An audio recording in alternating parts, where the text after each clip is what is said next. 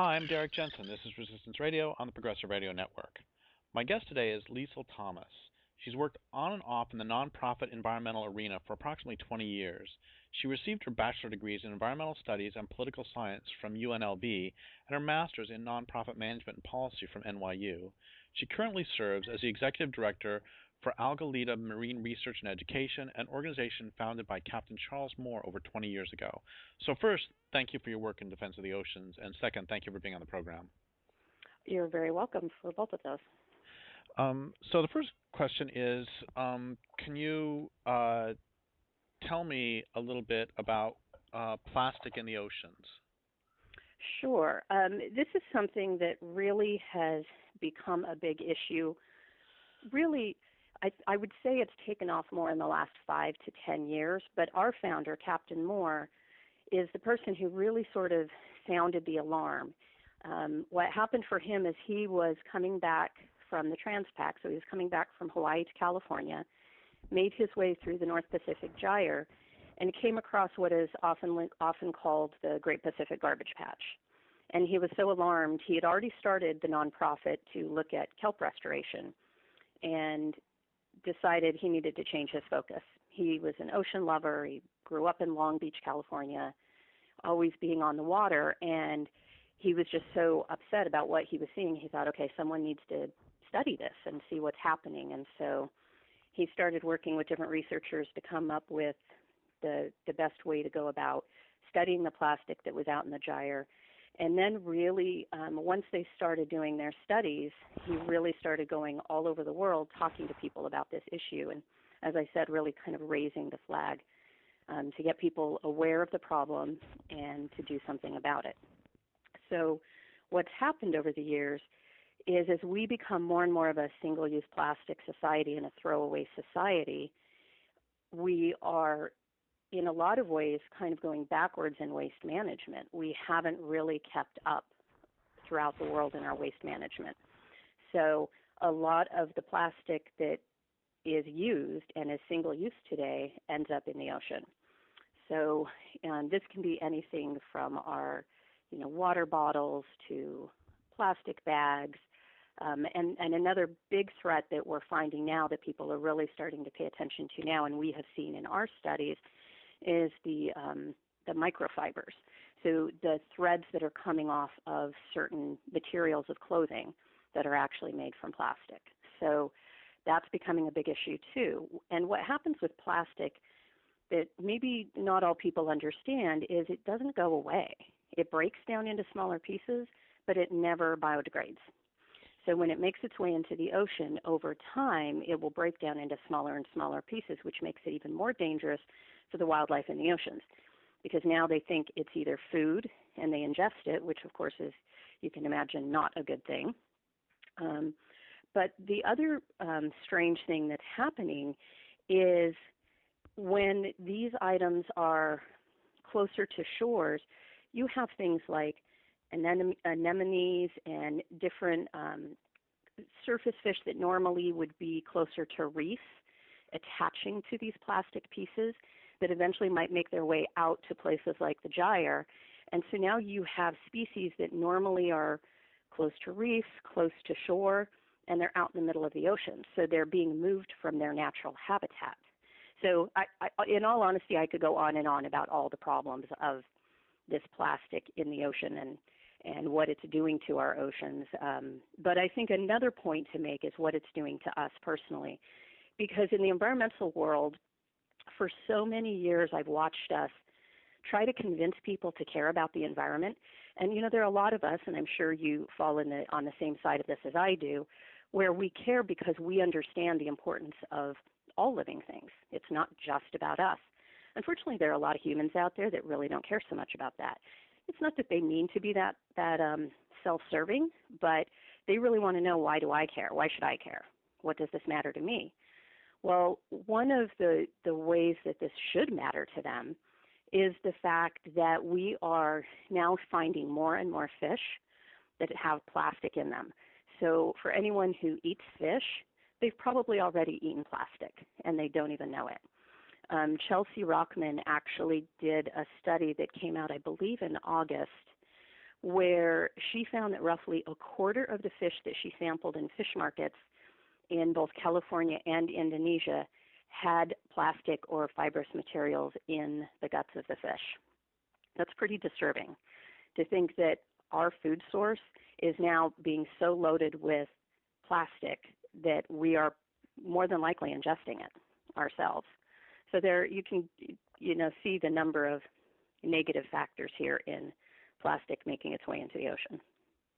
Well, let's talk a bit more about some more of the effects on the actual ocean. So, okay. Why, for somebody who cares about the oceans themselves, why is this actually important? You said like you said that when a fish ingests it, that's a bad thing. But why is it a bad thing? Does it not just become an empty bite that goes through them, or does it stay in them, or what happens to the plastic once it reaches the ocean? More specifically. Okay. If we're looking specifically at, say, a fish that eats the plastic, the problem is it doesn't just go through them. We actually find it when we look at them. We've been working with a researcher at Cal State University Long Beach, Jesus, who he looks at the endocrine disruption of it. The problem with plastic, let's take a step back of what plastic's made of. It's made of oil and chemicals. So when it breaks into smaller pieces, things leach out of it. This is something we know. It's no longer a question. We know the leaching takes place. So now you have this plastic in a fish, and more than likely, it's leaking chemicals into that fish. So it's probably not even just that if you eat that fish, you're going to eat that piece of plastic, which is not good for anyone. But it may be getting into other parts of their bodies, into their bloodstream, into different parts where they're not going to be able to function. Another fish that we get concerned about is what's known as a lanternfish, which is a fish that actually comes up to feed, and this is way out in the ocean, but then it goes very deep. These fish are ingesting plastic, and we're starting to strongly suspect that because plastic, depending on the type of plastic, it will float. We think it's actually causing a problem in these fish, making their way back down to the depths where they normally hang out until it's time to feed. That could be a huge problem for that species. So when you look at the species connection, all of the connection of the different species, and you think about losing an entire species because it's eating plastic and can't get back to where it's supposed to go, that becomes a problem. Obviously, anytime there's the potential for extinction, that's a problem. It's a problem in our overall connection. But another thing that's happening is for people who just love the ocean and love going out in the ocean, there's the visual part of it. And I don't think people should discount that, because one of the things that those of us that are lovers of the ocean love is the beauty of the ocean. We love to go and see and have that sort of peaceful moment on the water. And when you're on the water and you're seeing pieces of plastic and trash go by you on a regular basis, it takes away from that re-energizing feeling that you get from that. We are seeing beaches getting loaded with plastic. There are beaches on Midway Island, beaches in Hawaii, the Bahamas, various places where they end up with trash from other countries because it makes its way through the gyres and then ends up making its way to them. So they end up with all this trash on their beaches. So instead of being able to enjoy some of those beaches, they're just trashed, literally. That's a problem. Entanglement is a huge problem. So where you have ghost nets that end up out there, they entangle animals. I mean, we've all seen video and pictures of various species, whether it's turtles or even whales and dolphins, that have been entangled by these ghost nets. And then some don't live. In fact, there's probably a lot more that don't than we realize, because, we have those situations where someone comes along, a researcher, and they see an animal and they save them and they get them off of the net. But how many more are out there that don't get saved, that come across these things? So we're literally killing the wildlife out there with all of our waste. So I want to go two directions. The first direction is Okay. can we follow a piece of plastic? How does it happen? And then yeah, so let's start with that. So Okay. how does the plastic get into the ocean in the first place? And Okay. then once let's take, I don't care, a beach ball, a water bottle, whatever you want. Take Mhm. anything, and then follow it through its quote lifetime end quote. From it goes in the water 3 years ago, and where is it now? How does this Okay. work? Is it simply because people are throwing stuff off the boat in a cruise ship, or how does it end up in the ocean in the first place? Okay, that's actually an excellent question, because I think people have that idea that that's where the trash is coming from. Is some of the trash coming from places like that? Yeah, absolutely. It's not where the bulk of it's coming from. The bulk is actually coming from waterways on land, because what will happen is, let me give you two examples. One, let's just focus on Los Angeles because that's close to where I live. Someone might throw away their water bottle on the ground in LA because they just can't be bothered with finding a trash can. That water bottle will more than likely make its way to one of the waterways and eventually into the LA River. Then it will make its way down the LA River through the port of Long Beach and into the ocean. Eventually it will make its way further out into the ocean, over that time breaking down into smaller and smaller pieces until finally it's either going to get ingested by a bird, a seabird, or some kind of wildlife within the ocean. And seabirds definitely can't be discounted in this either, because that's probably one of the species being most affected by this, because they go along and skim the water to find fish. So they end up with bottle caps. Bottle caps are a huge thing that seabirds end up swallowing. We've had birds such as albatross, stomachs opened up and they've been completely full of plastic, mostly bottle caps and little pieces of plastic.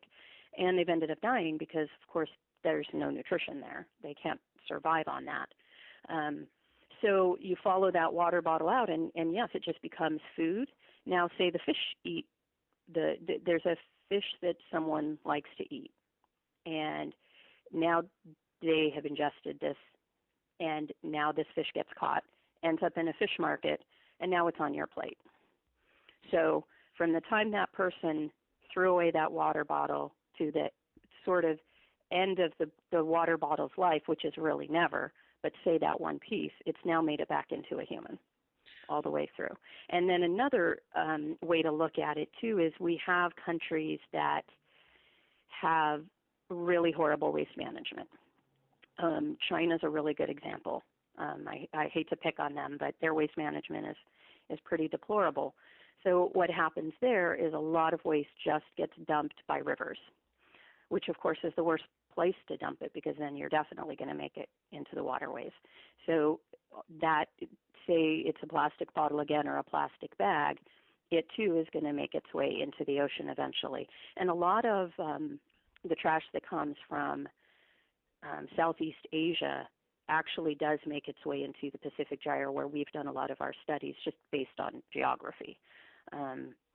So, for example, when we were out there in 2014 in the summer doing research, we came across a lot more big pieces of plastic than we normally did in the past, and figured out it came from the Japanese tsunami, because a lot of buoys and fish nets and things broke away from a lot of places because of that storm and eventually made their way into the gyre. So the next question I have is one of scale in two ways. One is how big are these? Well, first off, how many garbage patches are there? How big are they? And how much? Like, we hear figures on ratios of plastic to phytoplankton, and so can you talk about those three things? How big are the patches? How many? And what is the density? Okay. We know for sure that there's the patch within the North Pacific Gyre. We also know that every gyre, there are 5 gyres in the ocean, in the world's ocean. We know that there is plastic and marine debris in all of them.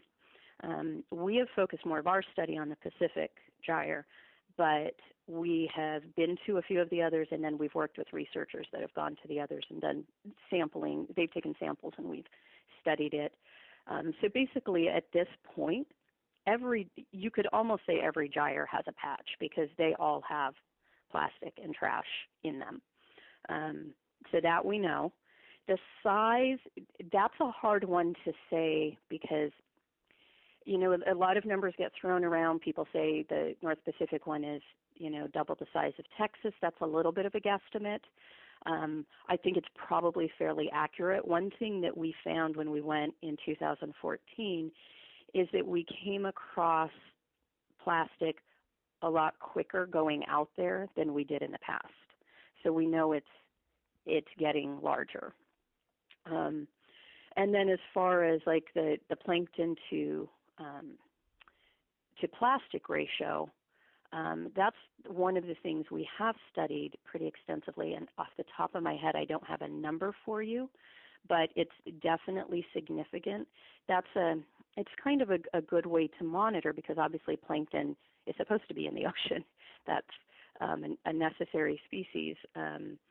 So we try to look at that, but one of the things we're finding as our research moves forward is something I touched on in the beginning, which is more and more of the fibers. We're seeing more and more fibers, and I think that's because we are to that stage where we've had clothing for a lot longer now that is being made from either recycled plastic or it simply has parts in it that are not natural. It's it's not like a cotton shirt that's something that's grown and a natural product. So we're seeing more of that. And then the other thing I think where we're seeing the fibers from is that the fishing nets there are more and more fishing nets now being made of things like plastic. So it's inevitable that a fishing net at some point is going to start to break down, and those pieces of thread are going to start to come off.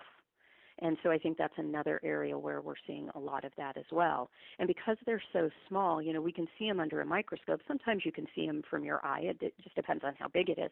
But sometimes you need the microscope to even see it. But for wildlife in the ocean, they just assume it's plankton because it looks like it. So this would be the equivalent of you go to take a bite of, it doesn't matter whether it's a hamburger or lettuce. Mm-hmm. You take a bite of food, but Mm-hmm. you're actually biting the styrofoam. Right. That's actually a perfect example. And styrofoam is one of those things that we find everywhere. I'm glad you brought that up, actually. We don't just find styrofoam on the beaches. We do find it other places. And because it's so easy, I'm sure anyone can imagine how easy it is to just tear apart styrofoam containers or a styrofoam cup. So imagine how easy they break down into smaller pieces in the ocean and quickly become food. And that's one of those things that I said to someone the other day, it's really interesting to me that in the 90s we started getting away from styrofoam because we knew it was bad. And I just looked at this person. I said, what happened? I'm still confused as to how it came back because we were starting to phase it out, and now it's become a big item that is used again, and it's horrible. And this idea that it keeps your food warm, no, it doesn't. You certainly don't want to heat your food up in it because we know that the chemicals leach. I won't take food from a restaurant in a styrofoam container. I don't trust it. So, we really need to get away from the use of these products that we know aren't good. I wrote a book about waste, maybe 2007, What Happens to Waste. Mm-hmm. And one of the people that myself and the co-author talked to was an expert on bisphenol A and how it leaches into people. And that particular person said that he himself does not, he will not eat or drink anything that's been in plastic because of the leaching. Yeah. So it's all very scary. Let's back up again to the whole to the whole garbage patch. And Mhm. can you give people a physical, we think about the ocean, and Mhm. we've seen pictures of beaches. So when you go into the garbage patch, Mhm. say you're in the center of it or in a fairly dense part, what sort of density of plastic are we talking about? Visual plastic are we talking Mhm. about? Is it like, do you see one, you're in the ocean, you see one water bottle or one plastic water bottle floating to your left, or is it like those pictures we've seen of rivers in Southeast Asia where you could almost walk on the plastic? Where is um, it? right. It's definitely more on the first side, but yet a little. It's definitely not like the rivers you see with just the tons of trash with a little boat sitting there. It's not that dense, but it depends on the part that our researchers are in. Sometimes they'll see a few pieces. Other times they'll see quite a bit. Where we see the most is actually when we go underwater and start filming underwater, because um, plastic is an interesting thing because certain types of plastic float, certain sink, um, and then some are somewhere in between. So they sink a little bit, but not all the way. So when we do our sampling, we do surface samples to catch what floats, but then we go 10 feet down and then take samples there to see what is down at that depth. Um, Unfortunately, when we're out in the middle of the gyre, we can't go all the way down to the bottom. That's a little far for us. But we do, when we do studies near shore, which we've actually been doing lately in Long Beach, then we do what are called grab samples, where we actually go into the soil at the bottom and pull that up to see what's in there, because that's another place where plastic goes and becomes a problem, because you have a lot of species down there as well. Captain Moore had said in an interview recently that if we're not careful, we're going to get to that point where the plastic that does sink is just going to start building up more and more and more until it finally reaches the surface of the water. So it's pretty intense, the amount that is going out there. I'm sure you're probably aware of it, but Jenna Jambeck and some other researchers did a study to really look at the waste, especially if this is something you've studied before, to look at how much waste was going into the ocean every year. And the amount of plastic that goes into the ocean every year is 8 million metric tons. That's a pretty enormous amount. It's almost hard to get your head around that amount of plastic. And I think sometimes that's what's confusing for people in the public, is it's a complex issue. I think it's important that we try to simplify how we explain it to people, not because people aren't smart enough, but I think their attention span is not really there to listen to the whole explanation of really what happens. So, I try to talk to people in a little bit simpler terms of, just to grab their attention and then let them ask me more questions, and then we can get into a more detailed conversation, and which often happens. I mean, people are very interested in this subject. I think it's one of the things that encourages me is how many people really want to hear more. They don't, you always have people that are going to just want to put their head in the sand and pretend everything's fine. But luckily we have a lot of people out there that I think really do want to know more, and they want to be better citizens and be better stewards. And so, I feel like it's our job to sort of help them along that path. So I think that's really important. And so, I mean, like you said earlier, plastic doesn't break down, and in fact, plastic was invented to not break down. I mean, that was the point of making plastic in the first place, is to make something that would be permanent, which is, of course, Exactly. a completely terrible idea. Right. And so, given that, um, let's let's um, let's pretend that okay, let's take some scenarios out. First, let's do a scenario of what happens if this culture continues on its current path. What will that mean for plastic? What will that mean for the oceans and regarding plastic? And then eventually I'll ask the next question after that. So if things continue as normal, right, well, as quote normal end quote, what do you reasonably foresee? A pretty bad future for all of us, to be perfectly honest, because if we don't start doing more, we're just going to see this getting worse. And I think we are going to end up seeing extinction of species if we aren't careful. That's one that always worries me. Coming from the sort of environmental science background, that worries me a lot because I understand from my science the connection of all species. And when a species naturally goes extinct, that's a little more acceptable.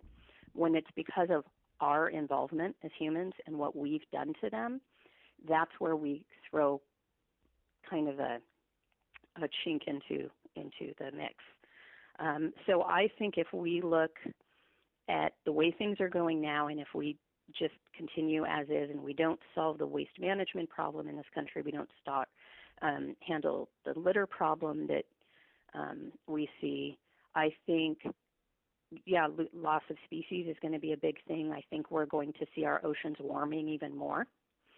I have a strong suspicion that is definitely affecting global climate, which of course affects every country on the planet. I mean, if we don't do something, we're in some pretty dire straits moving forward.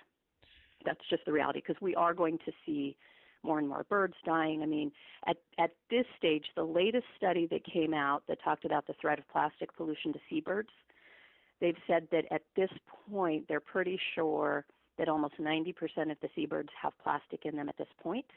And by 2050, they expect 99% of them to have plastic in them. So we're going to wipe out bird species. That's inevitable if we don't do something. So the ramifications of that, it's the domino effect. There are so many other things that can go wrong, and not to mention the fact that we'll lose one of our major food sources, fish. And actually, this reminds me of something else, that one of the problems, too, is that at a certain size, the plastic can end up looking like a fish egg, which is very bad because lots of other creatures, either fish or birds, eat those fish eggs. So that's one of the great ways for them to be ingested. Correct. So let's put out another scenario here. So let's pretend that waste management was miraculously resolved tomorrow. You are made the emperor or queen of all things waste management, and in the first day you solve plastic. There will be, as of tomorrow, no more plastic goes into rivers anywhere in the world. Okay, what happens to, and we're not going to do, but at the same time, for whatever reason in this strange situation, you have no power to intervene in the oceans. So what happens with the plastic that's already there? Let's spread this out over tens or hundreds or thousands of years. What happens to the plastic in the oceans, presuming no more goes in? And I want to be really clear when I'm saying this. I am not, and I hope you know this about me already, that I am not saying, nature takes care of everything, even though nature is incredibly, life wants to live very much. But what would happen then? Is there any hope for some bacteria evolving to eventually, over 10,000 years, eat it? Is there a fungus? I mean, what would happen with no intervention if we stop it right now?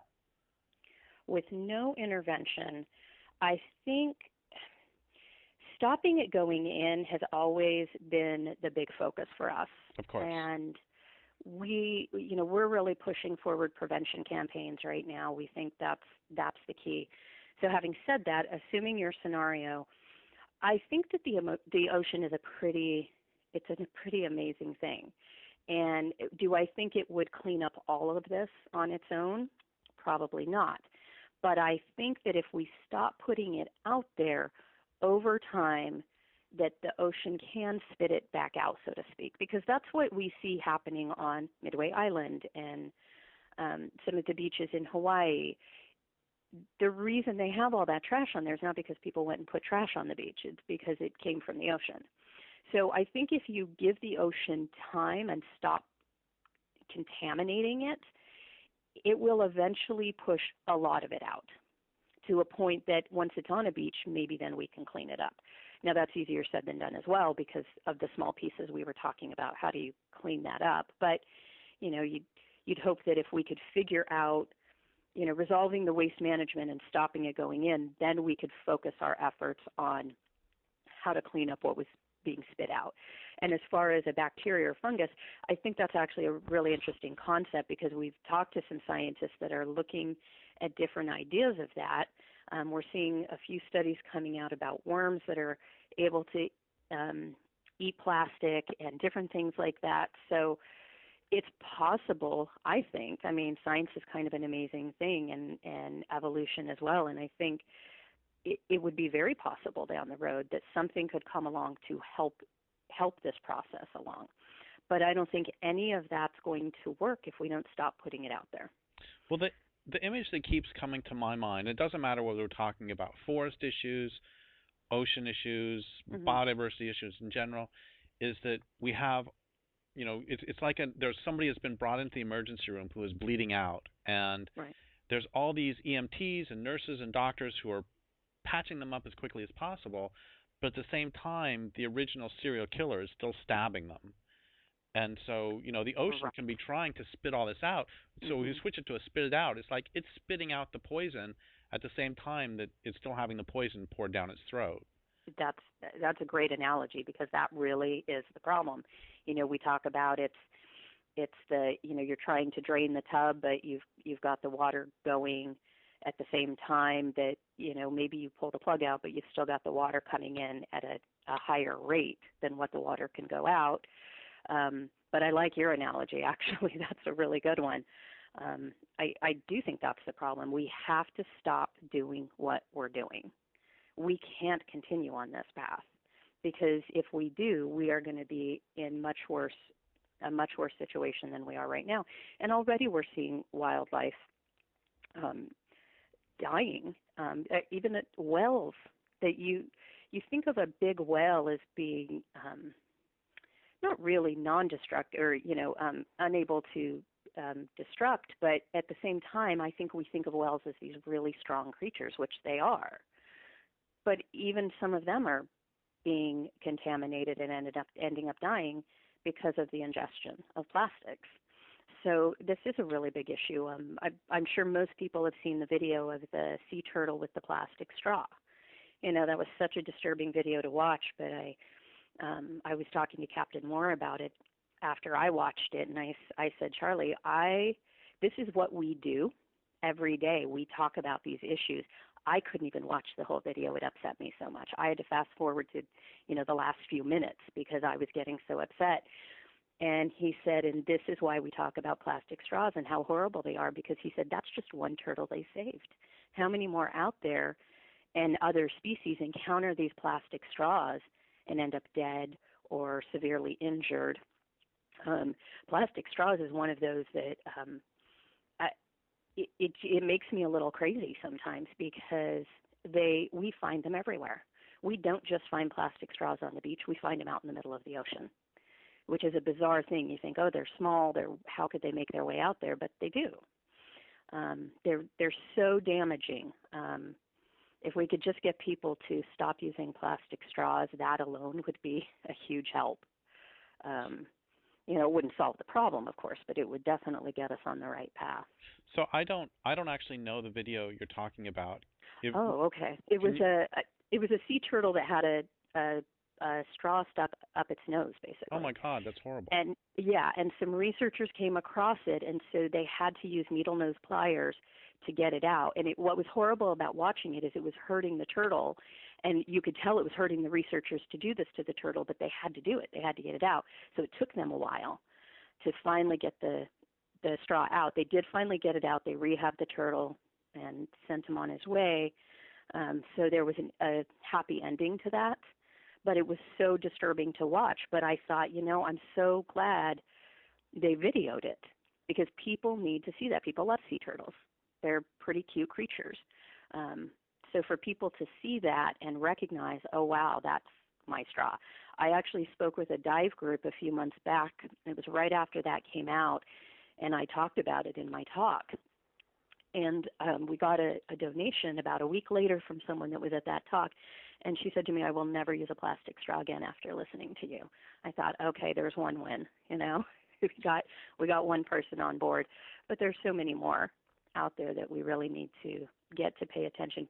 I don't know why people are so obsessed with their straws. People don't want to get rid of their straws for some reason. And I keep trying to tell people there are other things you can do. I know in Ted Turner's restaurants, he only uses paper straws, and it's for this very reason. He knows the damage plastic straws do. So for quite some time, actually, I mean, I was in one of his restaurants in Atlanta when I was there for a symposium back in March, and that was when I found out, actually, that he only uses paper straws. There are steel straws, stainless steel straws. There are glass straws. You know, there are other things. If people are that hung up on a straw, there are other things that other types of straws they can use and not use the plastic. So let's go back to this place where you become the empress of all things, or emperor of all things waste management, to make no waste in the ocean. If you were given the power to do that, you're not able to shut down the entire industrial civilization. We're not going to let you do that, at least in the first week.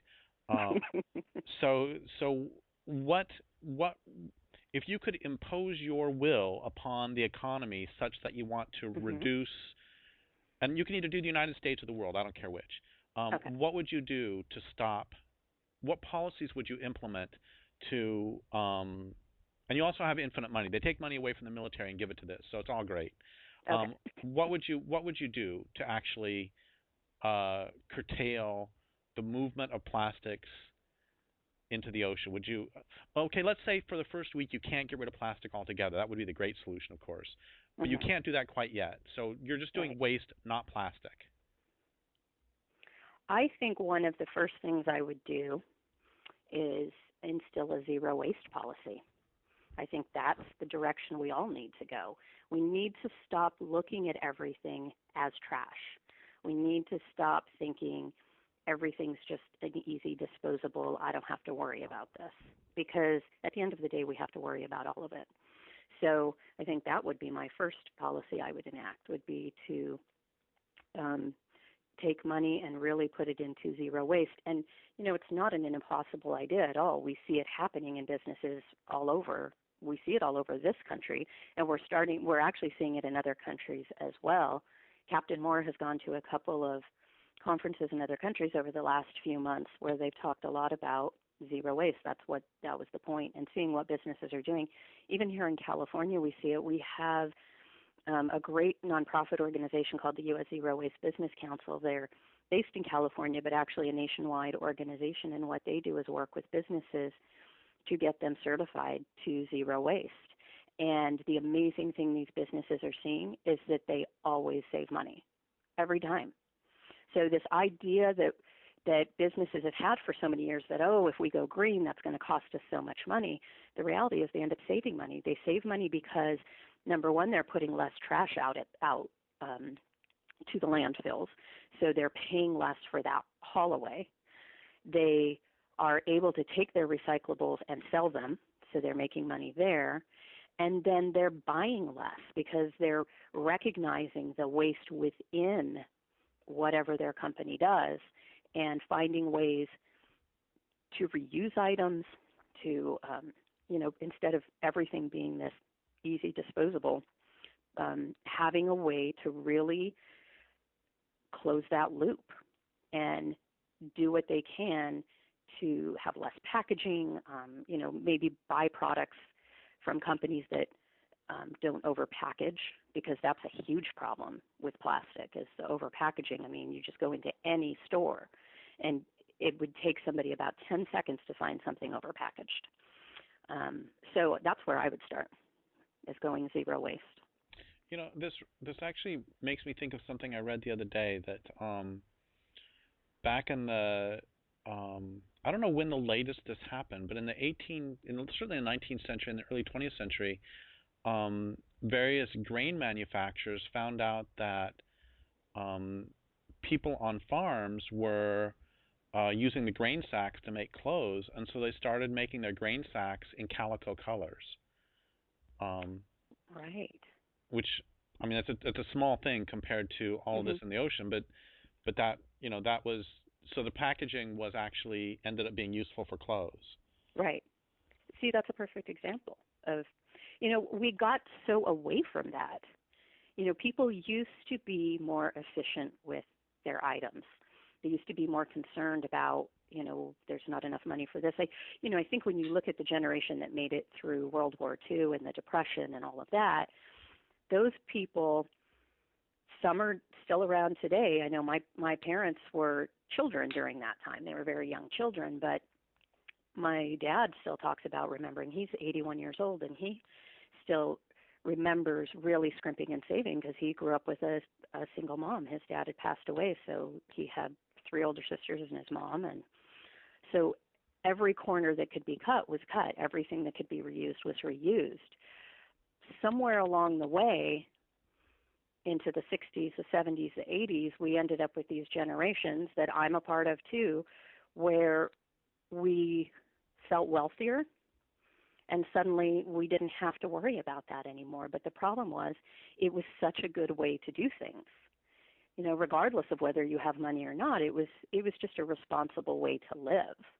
And we've really, really gotten away from that. And we kind of need to turn that back a little, I think.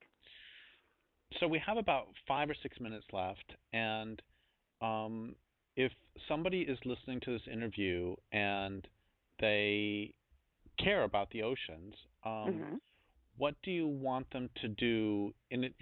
And we can go ahead and have the obligatory, don't use a straw at a restaurant, and right. The personal things. And what do you want them to do beyond that in terms of helping to enact social change regarding what could help the oceans concerning plastic? That's a really great question. I think that people speaking out more to businesses, for one thing. One of the things we talk about is that, having producer responsibility is so important, but how do we do that? How do we really make that happen? Because how do we go to a Dow Chemical and convince them they need to make their product different? They're just going to laugh you right out the door. The only way we're really going to make change is through that people standing up and pushing for this social change. So, like you said, there's the really obvious things that people can do daily about don't use the plastic straws, use your reusable bottles, use your reusable bags. There's all of that, but I think your listeners are probably savvy enough that they're already on board with a lot of that. But I think they just need to be willing to speak out more, but speak out in a way that's what I find is to come from a more positive place. I've said to people a couple times, I don't want us to ever be that organization that's sitting on the side of the creek, looking across the creek at what we consider the bad guys throwing rocks at them, because I don't think that does anything except makes the bully angry. So I think that when you try to stop maybe lecturing people so much and guilting them, but actually engage them in a real conversation about why they need to change. If somebody's in their community and they have businesses that they go to a lot, that they frequent a lot, start talking to these businesses about what they could do better and really get into the discussion with them about what all those implications are. I think that if we all sort of band together and start working together with businesses and then with our local governments as well, I think we're going to see a slow sort of grassroots rising on a lot of these issues. And I think that's probably what needs to happen. It's very overwhelming at times. It's a complex issue, but we can work in a simpler way to make a difference. And so I think when we just start sort of local and build up from there, that's where we have our most positive effects. Well, we still have a couple, 3 minutes, and I have committed a fundamental sort of form error here, and that was a really good place to end. But I just realized there's another big question I wanted to ask you. So we'll pretend that's the end, and then this is sort of a postscript, which is we haven't mentioned at all any means of actually cleaning the oceans. And you hear sometimes you read about somebody comes up with this big boom or something. And Right. are are those basically fantasies, or is there any realistic possibility of actually cleaning up oceans through some sort of technological means? Well, I think it's a mixed bag. I think a lot of them are fantasies. I think that first and foremost, it goes back to your analogy about the stabbing. If we don't stop putting it out there, it doesn't matter what efforts and what money we put into cleaning it up, it's really not going to matter that much because we're still putting it out there. And one of the problems with cleanup is the immense cost. I mean, just beyond numbers that people can really comprehend is what it would take to truly clean it up. And of course, you have the problem of so much of it is small. Now, would it be possible where I see more positive? I think the booms and things like that are a bit much, especially considering not just the cost, but the fact that you're going to take up a whole, millions of species that are surface Right. livers Yep. in the process. How is that making our ocean better when we're killing off species? That's not a good thing.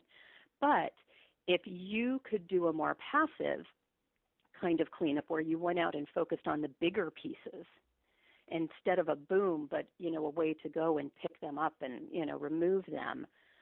There's still some issues there. You have barnacles, you have all kinds of things attached to these items, but at least at that point, you're taking some of the bigger and stopping them from becoming those tiny pieces that are so difficult, if not impossible, to clean up. So I'm cautious to support any sort of cleanup efforts, but I like hearing the conversation because I think it brings attention to the issue. But the flip side is I worry that it makes people think, oh, well, they could just clean it up. I don't have to change. I don't have to change my behavior. I can keep doing what I'm doing. And the reality is no cleanup is going to matter if we don't stop putting it out there.